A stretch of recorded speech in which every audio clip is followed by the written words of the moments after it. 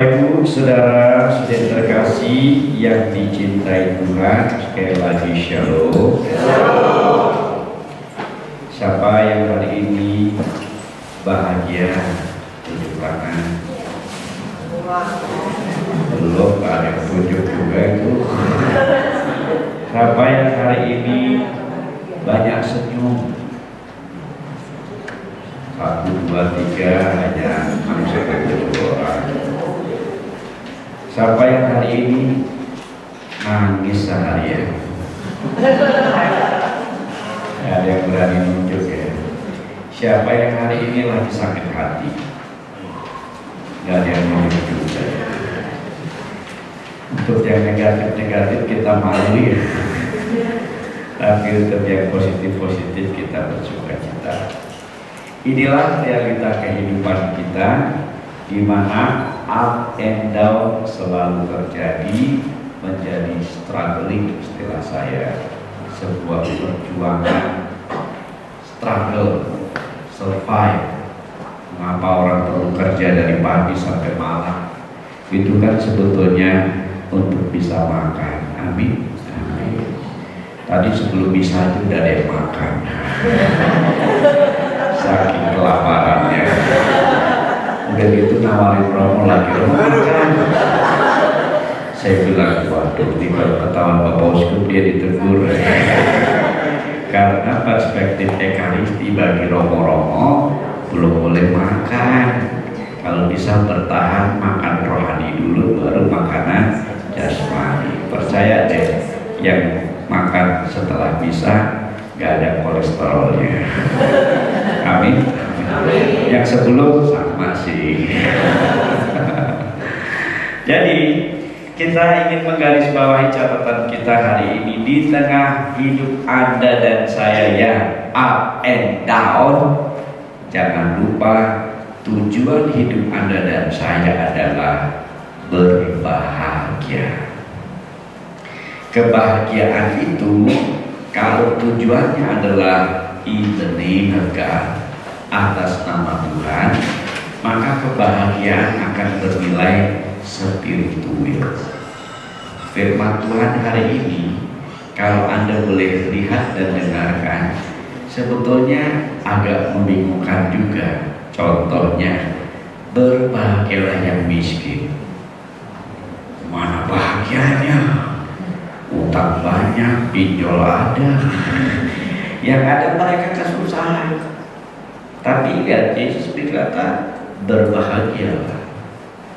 Berbahagialah di sini dikatakan lagi, hai yang kini kelaparan. Orang tadi aja bisa makan. Karena kalian akan dipuaskan. Kelaparan berarti kita menanggung satu hari itu untuk ya katakanlah selera makan kita ditahan. Lapar karena gak ada makanan, bisa. Atau dalam catatan yang ketiga, berbahagialah kalian yang kini menangis, karena kalian akan tertawa. Yesus kayak ngejek ini. Orang nangis kok ditertawakan. Tapi ini semua sabda bahagia dengan catatan spiritual. Kalau nangkepnya jasmani nggak nyambung. Tapi kalau nangkepnya in the name of God, kebahagiaan surga kelak, justru inilah yang dikatakan Yesus, nadanya adalah spiritualitas, seperti yang menjadi moto dari perbuki ini. Carilah dahulu kerajaan Allah dan kebenarannya, maka semua itu akan yang benar nih. Orang ada bangun tidur ku cari HP, tidak lupa buka-buka WA grup, ku carikan teman berduki, ku ucapkan good morning, good bless you, padahal belum doa, belum mandi. Ya kan? Kadang-kadang tantangan kita itu untuk mencari kebahagiaan sejati itu tidak mudah. Godaannya banyak, kemalasan kita, Godaannya juga adalah kenikmatan kita, atau yang dilukiskan oleh Santo Paulus hari ini, ya, mosok yang beristri seolah-olah tidak beristri. Apa maksudnya itu ya? Terus di sini yang gadis-gadis, aku nggak dapat dengar perintah ini. Apa sih maksudnya di sini nih? Karena Anda lihat jemaat di Korintus ya, hidupnya itu apa ya? Kalau kita bayangkan di pelabuhan keras, lingkungannya juga keras, segel-segelan juga ada. Maka di sini Tuhan lewat Santo Paulus misalnya di bacaan pertama hanya ingin menggarisbawahi, andalkan Tuhan, bersyukur senantiasa, berjaga-jaga, dan disoroti di sini, kalau engkau menikah, setialah, jaga perkawinan itu, jangan sampai ada percampuran, perzinahan, perselingkuhan dan sejenisnya. Amin. Amin. Banyak kasus-kasus. Romo yang nggak nikah aja sampai dengar kasus-kasusnya. Harusnya kan Romo menikah emang nggak mau dengar masalah keluarga ya. Itu mah urusan kalian. Orang kalian bermesraan Romo nggak diajak. Tapi begitu ada bermasalah datangnya ke Romo. Jadi gue ini yang udah hidupnya memang benar-benar tidak mempunyai istri, tidak mempunyai anak, malah suruh mikirin yang punya anak. Kadang dunia itu balik-balik kan ya. Tapi kadang kalau sadar, aku pemuka agama, umatku mohon petunjuk. Oke lah, Romo juga punya informasi moral spiritual dan itu ku pelajari waktu pendidikan. Atau satu kali juga ada sesuatu yang kontra. Ada satu kali saya bisa seorang bapak 15 tahun emang sebagai suami istri belum punya anak. Tiba-tiba wis bisa masih pakai kasula begini, dia datang menciumi sepatu saya lagi. Ya tuh, udah begitu berlutut saya kan bilang, jangan. Malah Yesusnya yang bergerak. Jangan gitu ya. Kenapa gitu? Romo, berikan saya resep bagaimana punya anak. Resep. Gua aja nggak tahu punya anak ya. Lalu malah bilang resep lagi. Emangnya saya piawai di bidangnya? Harusnya tanya bapak-bapak ini tuh ya, yang tahu dan bisa punya anak. Kami, amin. Anak bapak berapa? Dua. Tambah lagi lah 2. Saya kalau bercanda kepada keluarga-keluarga muda, jangan 2, itu pemerintah. Vatikan itu 3, satunya jadi pastor gitu. Pada nggak mau ya investasi yang rohani ya, maunya anaknya juga Romo supaya membiayakan. Mahal nanti kalau udah sepi, baru dia ketahuan. Ya sepi anaknya udah kemana-mana ya. Coba anaknya ada yang 5, 10 kan ramai juga dari situ ya. Susah Bapak zaman sekarang. Oke lah, tapi minimal 3 lah. Ada yang diserahkan, disumbangkan jadi pastor atau jadi suster. Di Filipina Anda tahu kan viral itu di YouTube, seorang pasangan suami istri gitu ya, punya anak 6, mereka semuanya jadi pastor dan jadi suster. Hebat itu. Ada, coba aja lihat deh. Itu pasangan suami istri dari Filipina. Yang laki 4, yang cewek 2, 2-nya jadi suster, yang 4 jadi romo, beda-beda ordonya lagi. Nah kalau kayak gitu tuh orang tuanya tinggal ngapain ya? Enak banget didoain anak-anaknya. Anda nggak mau sih didoain anak-anaknya, tapi maunya dikasih uang sama anak-anaknya. Padahal belum tentu anak-anak ngasih uang. Amin.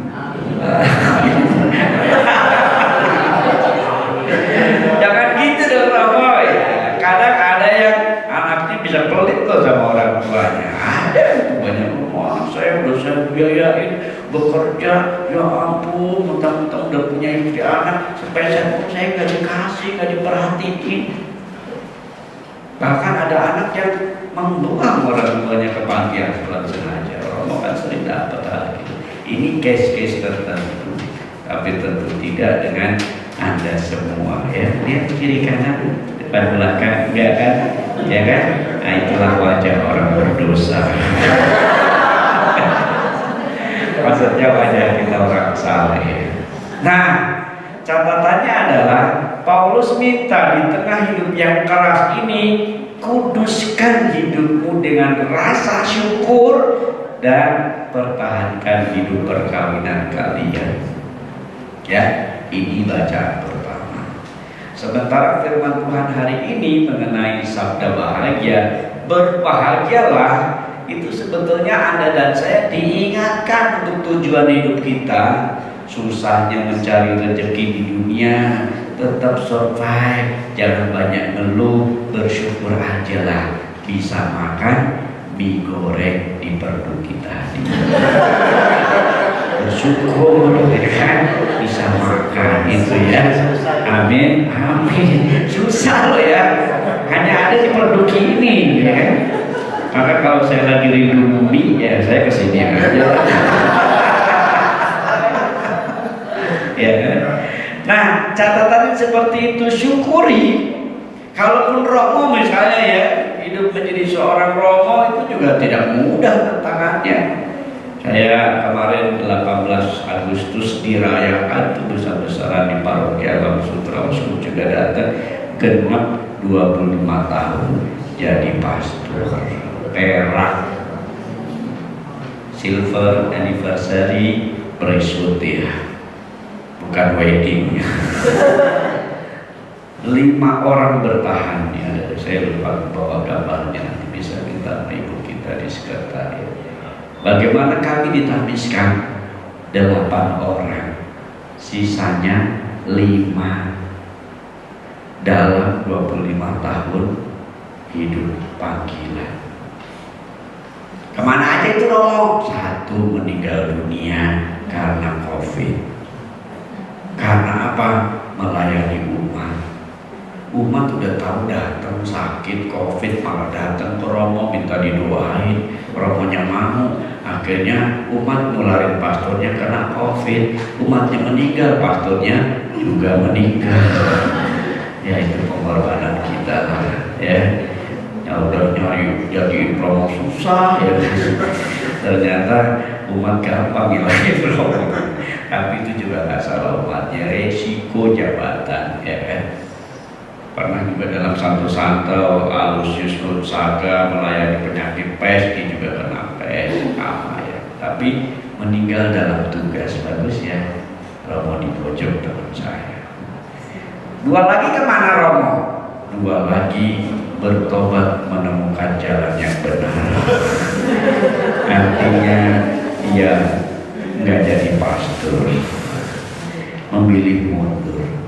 2 orang ini pada sekolah ke luar negeri, ke Amerika satu ke Inggris. Nggak mau pulang, malah jadi awam. Ya itulah tantangan. Jadi dari 8 tinggal 5, kami ini dengan adalah sisa-sisa Israel. Ya kan? Tahu sisa-sisa Israel? Itu adalah komunitas orang yang penuh pengharapan, mengandalkan Tuhan dan diberkati. Kitab suci itu sisa-sisa Israel bagus. Orang yang terus bertahan di tengah perjuangan, peperangan, kan macam-macam tuh kisahnya. Tapi sisa-sisa Israel ini tetap mengandalkan Allah, tetap terus berpengharapan, bahkan terus mewartakan Injil sampai dengan sekarang ini. Itulah kita, sisa-sisa Israel. Ini misalnya perjuangan Romo, tidak mudah, tetapi kita bergumul, berjuang dan bersyukuri. Maka waktu ucapan syukur di gereja saya cuma bilang, aku adalah sisa-sisa Israel. Dulu aku pengen jadi pengen jadi tentara, tiba-tiba jadi pastor. Karena apa? tinggi badannya kurang. Ya udah, tapi aku dipanggil untuk bahagia, ini yang paling penting. Dan Tuhan sampai detik ini juga memberdayakan aku untuk bisa bahagia di dalam hidupku. Jadi tidak ada kata sedih, susah biasa, sakit biasa. Maka kita pun jangan mudah mengeluh, ya. Survive, bersyukur, menjaga hidup ini tetap seperti Anda lakukan, praise and worship, ya. Memuji dan menyembah Tuhan. Kalau ini terjadi, saudara-saudara terkasih, ini yang disebut sebagai kudus dan disucikan. Paulus juga mengatakan, kalau kau setia dengan hidup keluargamu, perkawinanmu, engkau kudus. Wanita-wanita gadis juga kau harus menguduskan, itu kan dikatakan begitu. Atau yang seakan-akan wanita istri gitu ya, seakan-akan bukan menjadi istri, ya itu maksudnya kuduskan selalu hidupmu supaya nanti kita bahagia di surga. Amin, amin. Bapak ibu yang suami istri, nikmati sebagai suami istri, karena besok di surga nggak suami istri lagi. Kalau masih suami istri, Romo yang merugi dong.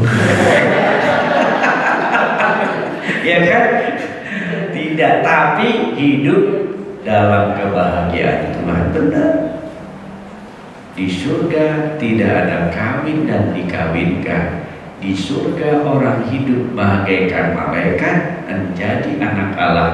Di surga kerjanya memuji dan memuliakan Tuhan. Itu. Jadi Anda yang suami istri, jalani hidup berkeluarga sampai TOPPGT, T tua O O P P O BGT bingit. Itu harus disyukuri. Ngomong-ngomong, saya udah sebel sama suami saya. Tahu begitu saya mendingan jadi suster. Ibu udah berapa tahun perkawinan? 35. Malah ngomongnya begitu. Enak di lu, gak enak di gua. Udah 35 tahun menikmati hidup sebagai suami istri, sekarang malah nyesel, ya kan? Itu kan keliru menurut saya, ya kan? Atau yang imam juga sama, tahu-tahu hidup sendiri begini, lebih baik dulu nikah gitu ya. Nah itu berarti saya mengeluh akan tugas panggilan saya. Kalau begitu berarti hidup kita enggak bahagia.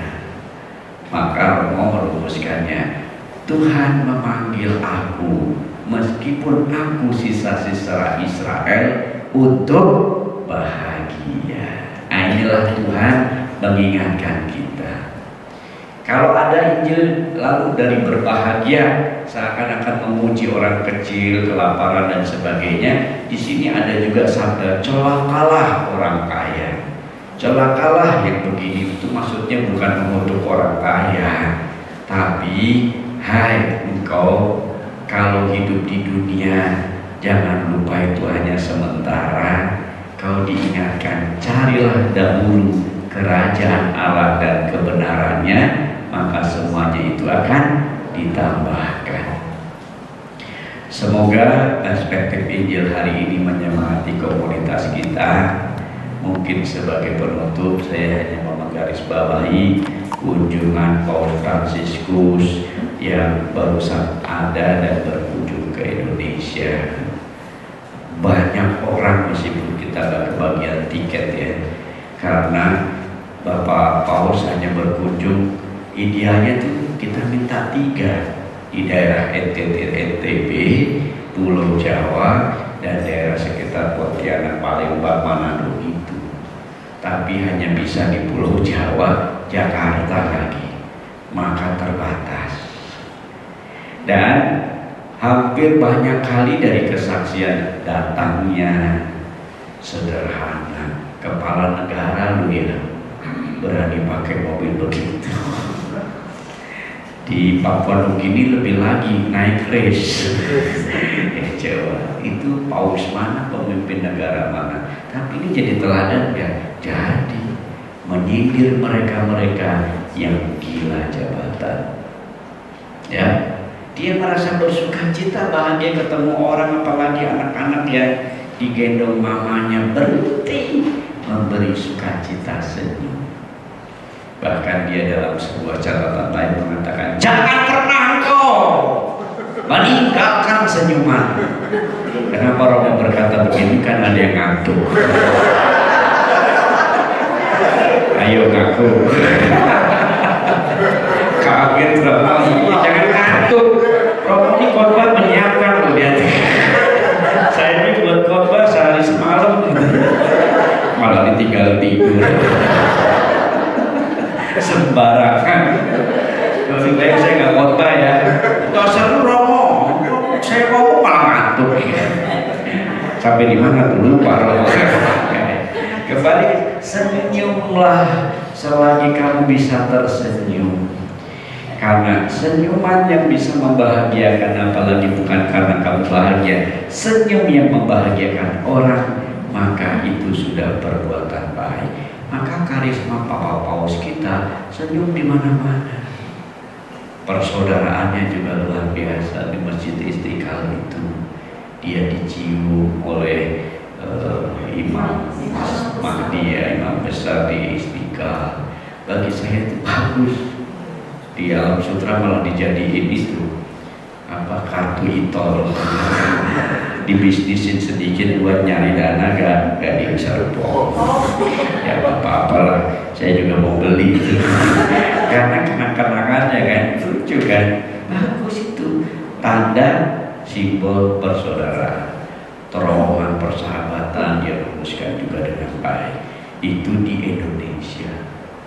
Waktu di GBK apalagi ya, saya datang, bayangin jam 8 udah kumpul di paroki, di briefing, jam 9 berangkat, sampai di sana 10:15.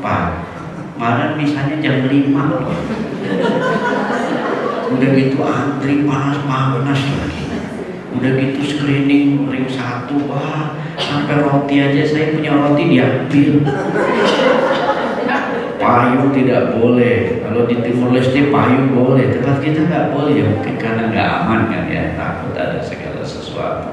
Diambil, suruh belinya di sana. Toilet antrinya panjang, didominasi mama.